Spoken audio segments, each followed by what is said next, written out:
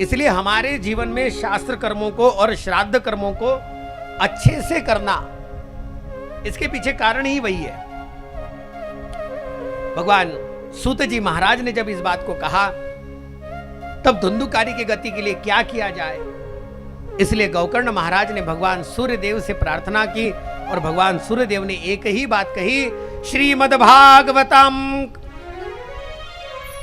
भागवत की कथा कीजिए, सप्ताह यज्ञेन करो पुनन्तिते। आप केवल श्रीमद् भागवत की कथा कीजिए। और जैसे ही कथा करने को कहा, गौकर्ण महाराज ने अपने भाई के उद्धार के लिए 7 दिन की श्रीमद् भागवत की कथा अपने ही गांव में की और परिणाम भी ऐसा हुआ, 7 दिन की कथा में धुंधुकारी स्वयं आकर के विराजमान हुए। बैठने को जगह नहीं मिली, इसलिए एक 7 खंड के बास में जाकर के बैठ गए। अब 7 खंड के बास में जाकर के बैठे तो परिणाम यह हुआ, एक एक दिन में एक एक गांठ फूटने लगी और 7वें दिन में स्वयं धुंधुकारी को मुक्ति प्राप्त हुई।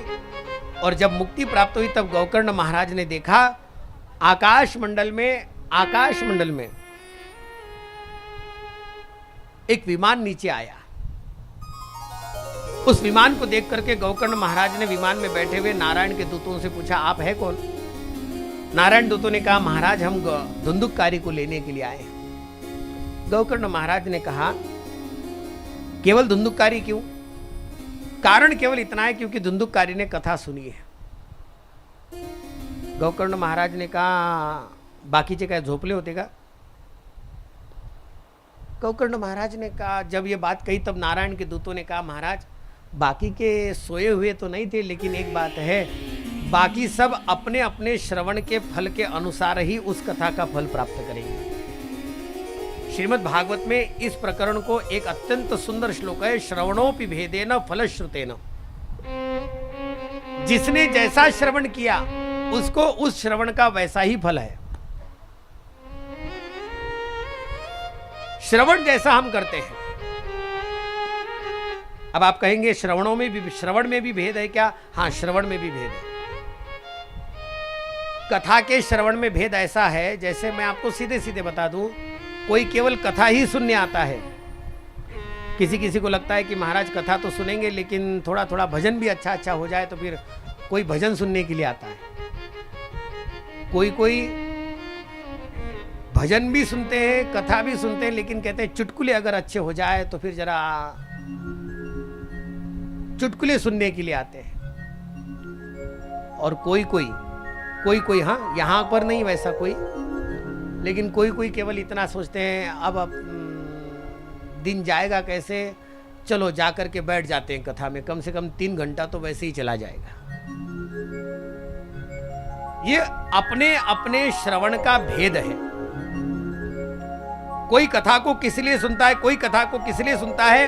इसलिए महाराज धुंधुकारी ने केवल अपनी मुक्ति के लिए ही कथा सुनी है, इसलिए उनके लिए विमान आया। गौकर्ण महाराज ने ये ऐसा नहीं चलेगा।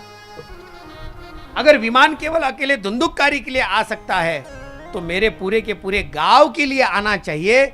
इसलिए गौकर्ण महाराज ने फिर से कथा करवाई और उस कथा में सारे गांव के लोगों को कहा कि अपने जीवन में इस कथा को ऐसा सुनिए कि जिस कथा को श्रवण करने मात्र से आपके लिए, सबके लिए विमान आ जावे।